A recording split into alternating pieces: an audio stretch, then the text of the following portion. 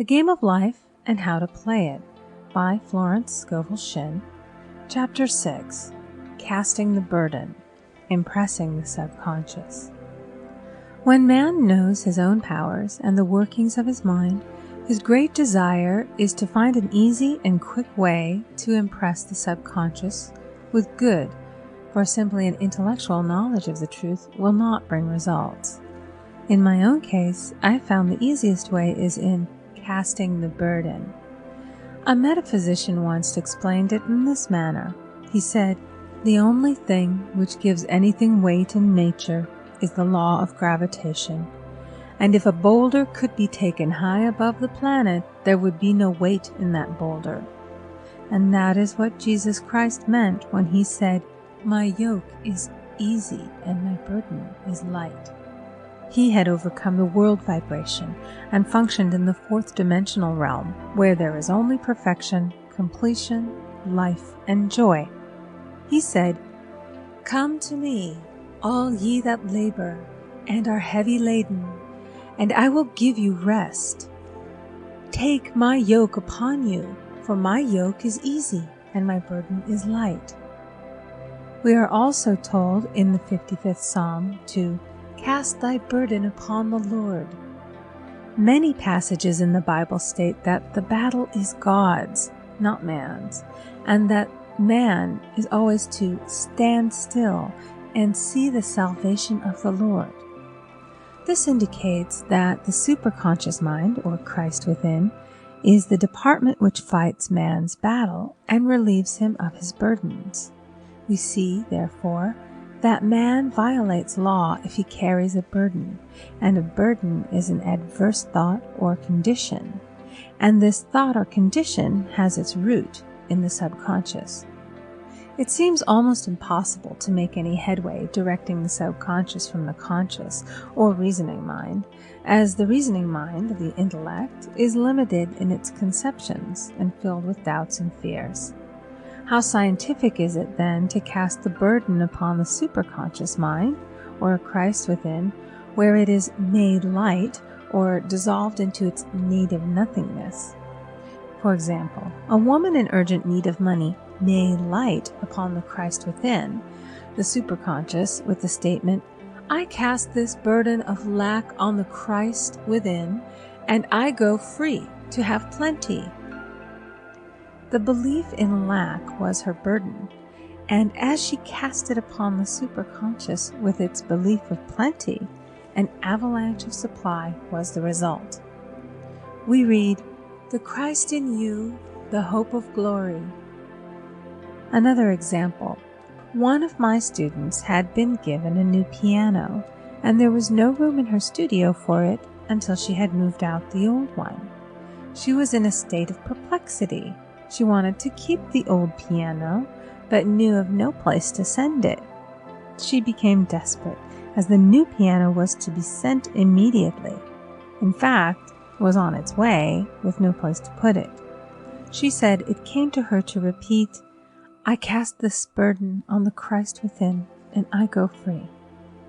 A few minutes later, her phone rang, and a woman friend asked if she might rent her old piano, and it was moved out a few minutes before the new one arrived. I knew a woman whose burden was resentment. She said, "I cast this burden of resentment on the Christ within, and I go free to be loving, harmonious, and happy." The almighty superconscious flooded the subconscious with love, and her whole life was changed. For years, resentment had held her in a state of torment and imprisoned her soul, the subconscious mind. The statement should be made over and over and over, sometimes for hours at a time, silently or audibly, with quietness but determination. I have often compared it to winding up a Victrola. We must wind ourselves up with spoken words. I have noticed in casting the burden, after a little while, one seems to see clearly. It is impossible to have clear vision while in the throes of carnal mind. Doubts and fear poison the mind and body, and imagination runs riot, attracting disaster and disease. In steadily repeating the affirmation, "I cast this burden on the Christ within and go free," the vision clears, and with it a feeling of relief, and sooner or later comes the manifestation of good, be it health, happiness, or supply. One of my students once asked me to explain the darkness before the dawn.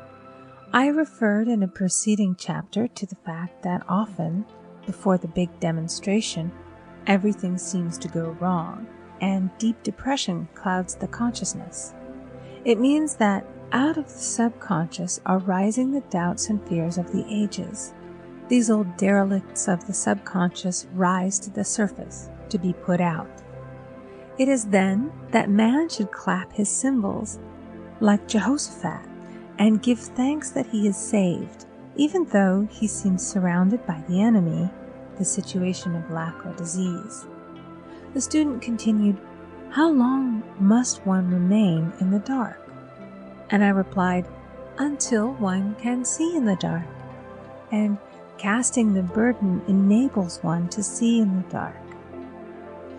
In order to impress the subconscious, active faith is always essential. Faith without works is dead.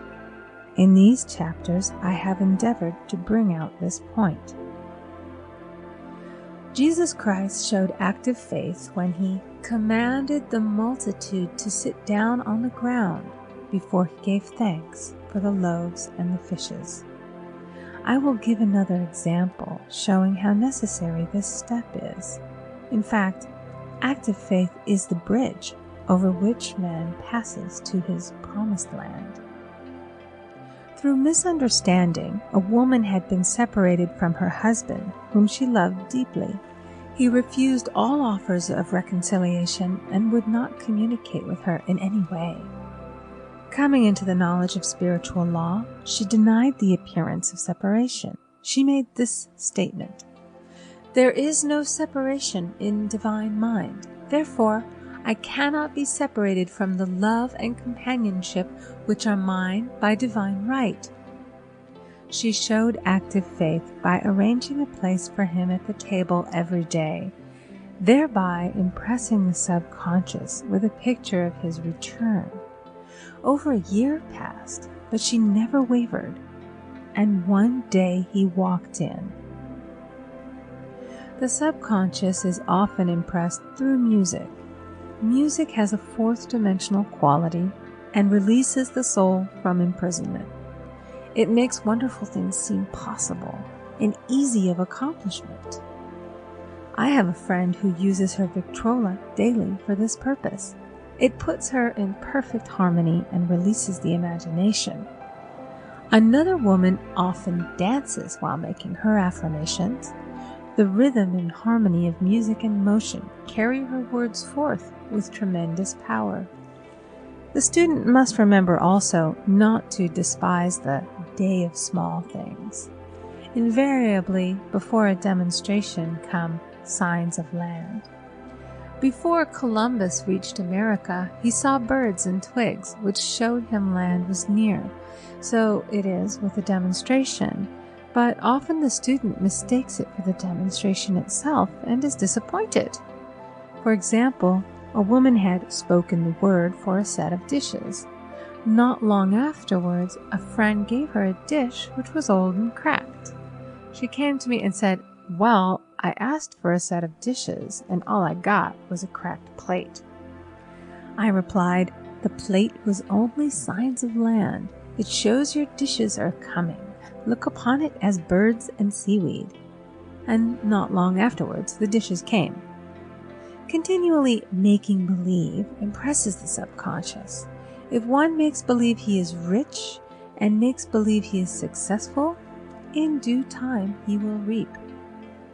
Children are always making believe, and "Except ye be converted and become as little children, ye shall not enter the kingdom of heaven." For example, I know of a woman who was very poor, but no one could make her feel poor. She earned a small amount of money from rich friends who constantly reminded her of her poverty and to be careful and saving.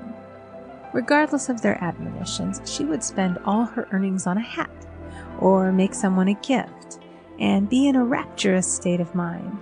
Her thoughts were always centered on beautiful clothes and rings and things, but without envying others. She lived in the world of the wondrous, and only riches seemed real to her. Before long, she married a rich man, and the rings and things became visible. I do not know whether the man was the divine selection, but opulence had to manifest in her life, as she had imaged only opulence. There is no peace or happiness for man until he has erased all fear from the subconscious. Fear is misdirected energy and must be redirected or transmuted into faith. Jesus Christ said, "Why are ye fearful, O ye of little faith? All things are possible to him that believeth." I am asked so often by my students, "How can I get rid of fear?" I replied, by walking up to the thing you are afraid of. The lion takes its fierceness from your fear. Walk up to the lion, and he will disappear. Run away, and he runs after you. I have shown in previous chapters how the lion of lack disappeared when the individual spent money fearlessly, showing faith that God was his supply and therefore unfailing. Many of my students have come out of the bondage of poverty and are now bountifully supplied through losing all fear of letting money go out. The subconscious is impressed with the truth that God is the giver and the gift. Therefore, as one is one with the giver, he is one with the gift. A splendid statement is, "I now thank God the giver for God the gift." Man has so long separated himself from his good and his supply, through thoughts of separation and lack, that sometimes it takes dynamite to dislodge these false ideas from the subconscious, and the dynamite is a big situation. We see in the foregoing illustration how the individual was freed from his bondage by showing fearlessness. Man should watch himself hourly to detect if his motive for action is fear or faith. "Choose ye this day whom we shall serve, fear or faith." Perhaps one's fear is of personality. Then do not avoid the people feared. Be willing to meet them cheerfully, and they will either prove golden links in the chain of one's good, or disappear harmoniously from one's pathway. Perhaps one's fear is of disease or germs. Then one should be fearless and undisturbed in a germ-laden situation, and he would be immune. One can only contract germs while vibrating at the same rate as the germ, and fear drags men down to the level of the germ. Of course, the disease-laden germ is the product of carnal mind, as all thought must objectify. Germs do not exist in the superconscious or divine mind, therefore are the products of man's vain imagination.